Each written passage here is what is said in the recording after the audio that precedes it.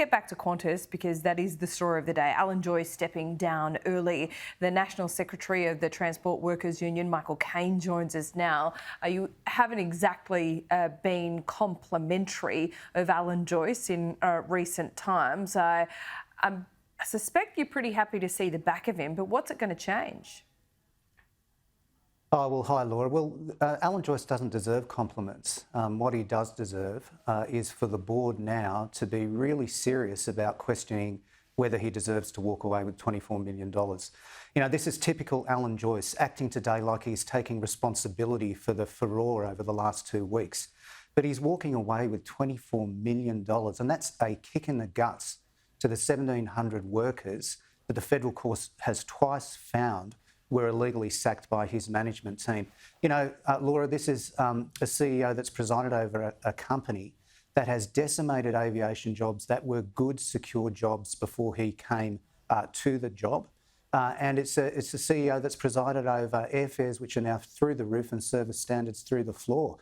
He doesn't deserve our compliments.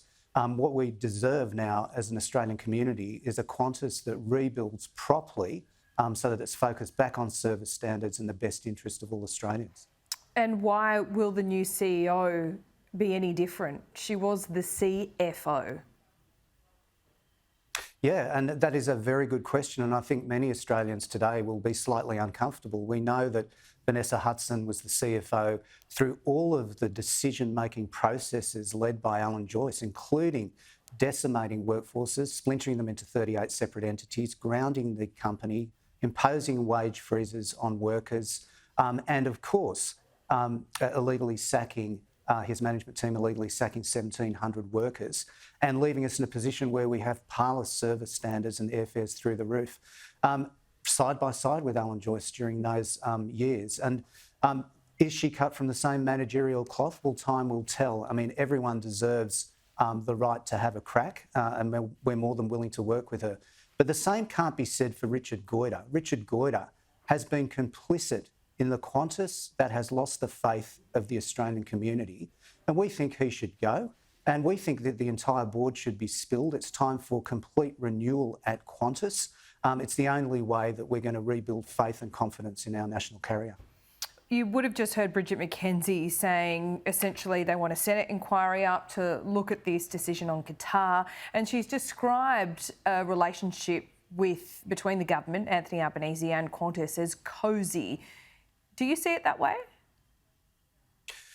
Qantas under Alan Joyce has been walking the hallways of Canberra for years, since he started the Jetstar operation. Alan Joyce, when times are good, says to governments, keep your hands off my profits and off our executive bonuses. And when times are bad, he's cap in hand looking for corporate welfare.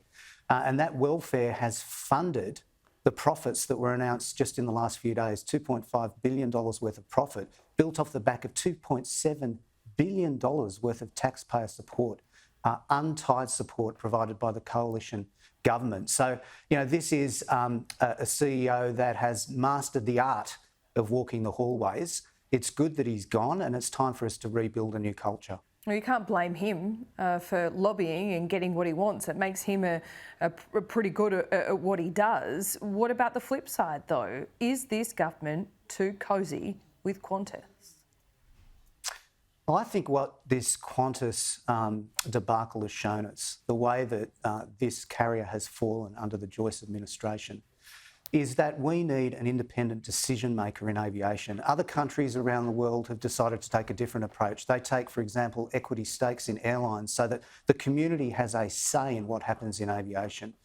We're not taking that approach in Australia, and if that's the political way the wind is blowing, so be it. But we need community decision making. So, Laura, we're calling for a Safe and Secure Skies Commission to be established, an independent decision maker in aviation that can make aviation decisions in the community interests and not just in the interests of the profit motivations of aviation CEOs. And we think that that will really help rebuild confidence in our carriers. First things first, should that Qatar decision be reviewed? You now have the West Australian Premier, the South Australian Premier, Queensland Acting Premier, all saying it should be. Do you add your name to that list? Well, I don't pretend to understand the complexities of aviation decisions. It's not literally need to? something that I understand. Maybe I do, but I think what was more important is that the community has confidence that there is a decision maker that stands apart from all of the interests in aviation that can make independent decisions in the community interest. You know, Alan Joyce and airports have both been calling out from different sides for an independent decision maker with more teeth in relation to airport access. This would satisfy those calls, and it would satisfy the calls of the Australian community. You know, we saw in COVID, Laura, just how critical aviation is. It's critical infrastructure. We haven't been treating it as such. We've let aviation CEOs call the policy shots in aviation for too long. It's time for us to draw a line under the sand. We need a new board at Qantas, and we need a Safe and Secure Skies Commission so that the community can have faith going forward. Okay, Michael Kaine, thanks for your time. Thanks very much, Laura.